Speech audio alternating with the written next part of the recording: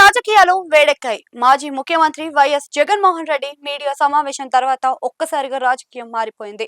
YS కుటుంబంలో మరణాలపై జగన్మోహన్ రెడ్డి చేసిన వ్యాఖ్యలపై టీడీపీ నేతలు తీవ్రంగా స్పందిస్తున్నారు.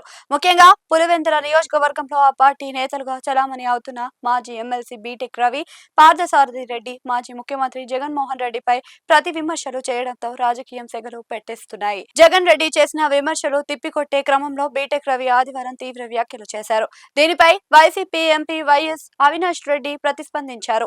పులివెందుల వైసీపీ కార్యకర్తల సమావేశంలో బీటెక్ రవిపై నిప్పులు చెరిగారు. టీడీపీ నేత మాజీ ఎమ్మెల్సీ బీటెక్ రవి డబ్బు కోసం పదవిని అమ్ముకునే స్థితి నుంచి ఇప్పుడు డబ్బుతో పదవిని కొనుక్కునే స్థితికి వచ్చాడని కడప ఎంపీ వైఎస్ అవినాష్ రెడ్డి ఆరోపించారు.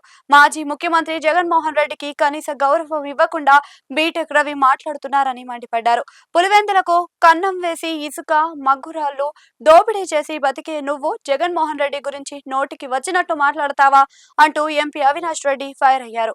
నోరు జాగ్రత్తగా పెట్టుకో, మర్యాదగా మాట్లాడు, నీ బతుకు తెలిసి మాట్లాడటం మొదలు పెడితే అంటూ తీవ్ర వ్యాఖ్యలు చేశారు. ఇదే సమయంలో నువ్వెంత, నీ బ్రతుకెంత అంటూ మండిపడ్డారు.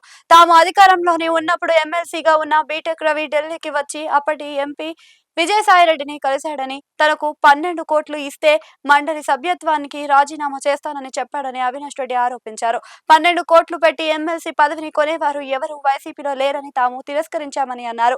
మాజీ ముఖ్యమంత్రి జగన్మోహన్ రెడ్డి అలాంటి విధానాలకు వ్యతిరేకమని తేల్చి చెప్పేశారు. అప్పుడు అలా డబ్బు కోసం పదవిని అమ్ముకోవడానికి ప్రయత్నించిన బీటెక్ రవి ఇప్పుడు ఇసుక మగ్గురాయి అక్రమ తరలింపుతో కోట్ల రూపాయలు సంపాదించారని, అలా వచ్చిన డబ్బుతో ఎమ్మెల్సీ అవ్వాలని చూస్తున్నారు అని ఎంపీ అవినాష్ రెడ్డి ఆరోపించారు. మండలి చైర్మన్ మంచివారు. పులివెందుల రాజకీయాలపై తీవ్ర స్థాయిలో మాట్లాడిన ఎంపీ అవినాష్ రెడ్డి శాసన మండలి చైర్మన్ మోషన్ రాజ్ పై ఆసక్తికర వ్యాఖ్యలు చేశారు. కూటమి అధికారంలోకి వచ్చిన తర్వాత టీడీపీ 20 మంది ఎమ్మెల్సీలతో రాజీనామాలు చేయించడానికి ప్లాన్ చేసిందన్నారు. ఒక్కొక్కరికి 5 కోట్ల నుంచి 7 కోట్ల వరకు చెల్లించడానికి చూశారు. వైసీపీ వారితో రాజీనామాలు చేయించి టీడీపీ నేతలను ఎమ్మెల్సీలుగా చేయాలని అనుకున్నారు.